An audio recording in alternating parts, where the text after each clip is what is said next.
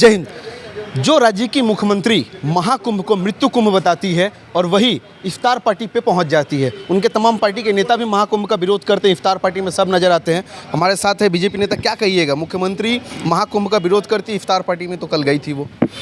जी हाँ, हमने तो कल देखा है उनका वीडियो, जहाँ पूरे भारतवर्ष का लगभग 50% जो हिस्सा वो महाकुंभ में जो अपना जिसको बोला जा रहा था एक शाही स्नान, वो स्नान करके अपने आप को गर्वित महसूस कर रहे हैं। मतलब 144 साल बाद जो महाकुंभ का जो ये लगन लगा था, उसके लिए यहाँ पर पूरे भारतवर्ष के सनातनी हिंदू भाई लोग, माताएं बहनें इतने खुश हुए थे।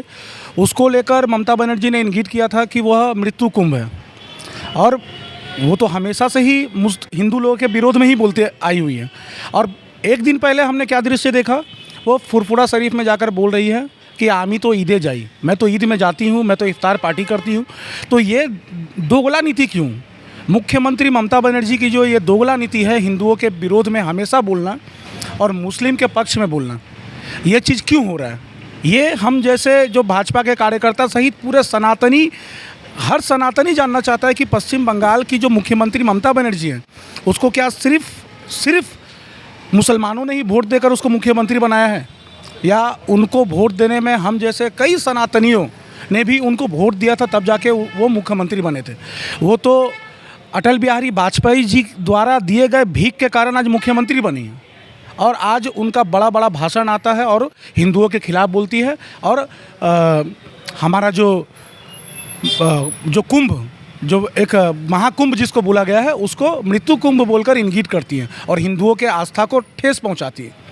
आप ये तृणमूल कांग्रेस के जो विधायक हैं व उनके नेता हैं, उन लोगों का कहना रहता है कि खिदिरपुर और मटिया बुरुज जैसे इलाके को हम लोग आने वाले दिन में मिनी पाकिस्तान बना देंगे। हुमायूं कबीर का स्टेटमेंट आता है कि हिंदुओं को काट कर हम लोग दरिया में फेंक देंगे। तो यह टीएमसी की जो पार्टी है, यह टीएमसी को क्या सिर्फ तृणमूल को सिर्फ मुसलमानों ने ही वोट देकर इनको गद्दी में बैठाया है, या हिंदुओं का भी वोट इनके पास जाता है? मेरा प्रश्न इनसे यही रहेगा। और टीएमसी जहां पर अपने आप को दावी कर रहा है कि वो एक स्टेबल पार्टी है बंगाल में, बंगाल को चलाने के लिए, जहां उनके खुद के नेता आपस में मार दंगे, ये उसको गोली मार रहा है, वो उसको गोली मार रहा है। आप कलकत्ता के विभिन्न इलाकों में जाकर देखिए ना, तोलाबाजी के चक्कर में काउंसिलर के साथ विधायक का नहीं पड़ता है, एमपी के साथ एमएलए का नहीं पड़ता है, नीचे स्तर के कार्यकर्ताओं के साथ ऊपर स्तर के कार्यकर्ताओं का नहीं पड़ता है। तो ये टीएमसी अभी कर क्या रही है, ये जनता जानना चाहती है। एक तरफ हिंदुओं के विरोध में लगातार बोलना, मुस्लिम के पक्ष में लगातार बोलना, एक तरफ आपसी द्वंद्व के कारण जो साधारण पब्लिक है उसको यह सब चीज़ें फेस करनी पड़ रही है। 2 दिन पहले हमारे पास एक सूचना आई कि राम मंदिर जो बड़ा बाजार इलाका है, वहाँ पर एक बहुमंजिला इमारत गिर गया था। हमारे पास ये भी इन्फॉर्मेशन है कि वहाँ पर एक जन का मृत्यु भी हुआ है, लेकिन वो ऑफिशियल वे में हमारे पास वो इन्फॉर्मेशन नहीं है। कई लोग वहाँ पर घायल हुए हैं। तो वो बिल्डिंग बनते बनते जो रुक गया था, इसके पीछे का सबसे बड़ा कारण है टीएमसी का आपसी द्वंद्व। वहाँ के काउंसिलर के साथ विधायक का नहीं पड़ता है, विधायक के साथ सांसद का नहीं पड़ता है, विधायक साहब जो वो क्रिकेट टूर्नामेंट का बैनर लगाने में व्यस्त है।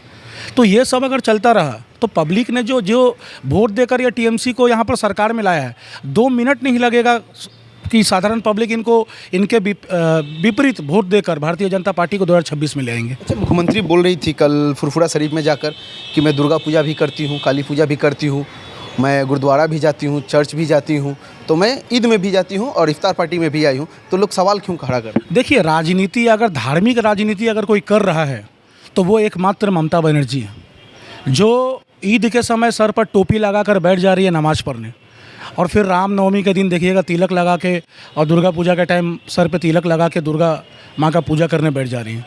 आप बताइए ना, किसी भी नमाज के स्थल में जाकर या किसी भी मस्जिद में जाकर कोई हिंदू तिलक लगा के वहाँ पर बैठ सकता है क्या? अलाउ करेंगे ये लोग? नहीं करेंगे। तो हम हिंदू क्यों अलाउ करें कि कोई महिला अगर सर पे रुमाल बांध के या दुपट्टा ओढ़ के वो नमाज़ पढ़ रही है, या इफ्तार पार्टी में बैठ करके वो सेलिब्रेट कर रही है, इफ्तार या ईद मना रही हैं, उनको हम लोग अपने धर्म में या हमारे किसी भी पूजा में उनको आमंत्रण ही नहीं करेंगे हम लोग। क्योंकि देखिए, अगर कोई भी मुस्लिम अगर कट्टर है अपने धर्म को लेकर, तो मैं उसके लिए रिस्पेक्ट है, उस बंदे के लिए मेरा रिस्पेक्ट है, क्योंकि वो अपने धर्म को लेकर कट्टर है। मैं भी हिंदू हूँ, मैं भी कट्टर हूँ। लेकिन मुझे सबसे ख़राब लगता है वो दोगला नीति वाला, जो लोग ईद के समय सर पर टोपी लगाकर ईद का नमाज़ पढ़ने उतर जाते हैं और दुर्गा पूजा के टाइम पे सर पे तिलक लगाकर हिंदू सज जाते हैं। मुझे ऐसे लोगों से नफरत है।